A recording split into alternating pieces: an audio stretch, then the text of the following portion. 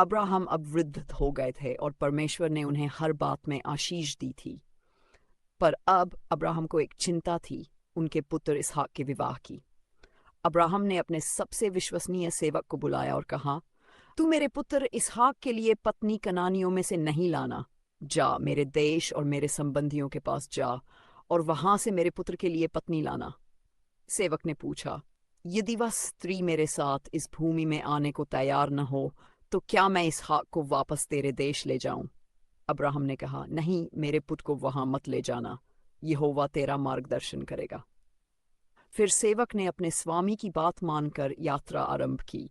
वह ऊंटों के साथ बहुत से उपहार लेकर निकल पड़ा और नहार नगर पहुंचा, जहां अब्राहम के संबंधी रहते थे।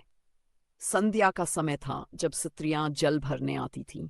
सेवक ने वहां एक कुएं के पास रुककर प्रार्थना की, हे यहोवा, मेरे स्वामी अब्राहम के परमेश्वर, आज मेरे मार्ग को सफल कर।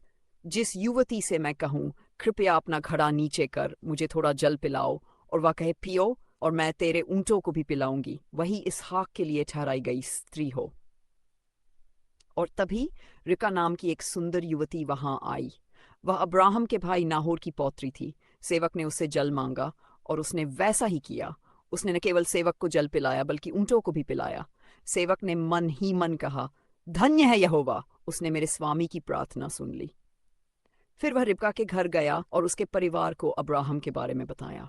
रिबका के भाई लाबान और उसके पिता बतूएल ने कहा, यहोवा की ओर से यह बात हुई है, हम तुझसे कुछ नहीं कह सकते, रिबका तेरे साथ जाए। फिर उन्होंने रिबका को आशीष दी और वह सेवक के साथ निकल पड़ी। दूर मैदान में इसहाक ध्यान में बैठा था। उसने देखा कि ऊंट आ रहे हैं। रिबका ने इसहाक को देखा और नम्र होकर घूंघट डाल लिया। सेवक ने इसहाक को सब कुछ बताया और इसहाक ने रिबका को अपनी पत्नी बनाया। ये कहानी हमें सिखाती है कि जब हम परमेश्वर पर भरोसा रखते हैं तो वह हमारे हर कदम का मार्गदर्शन करता है। विश्वास और आज्ञाकारिता से लिया गया हर निर्णय आशीष का कारण बनता है। अगर आपको यह कहानी पसंद आई हो तो लाइक, शेयर, कमेंट और सब्सक्राइब करना न भूलें।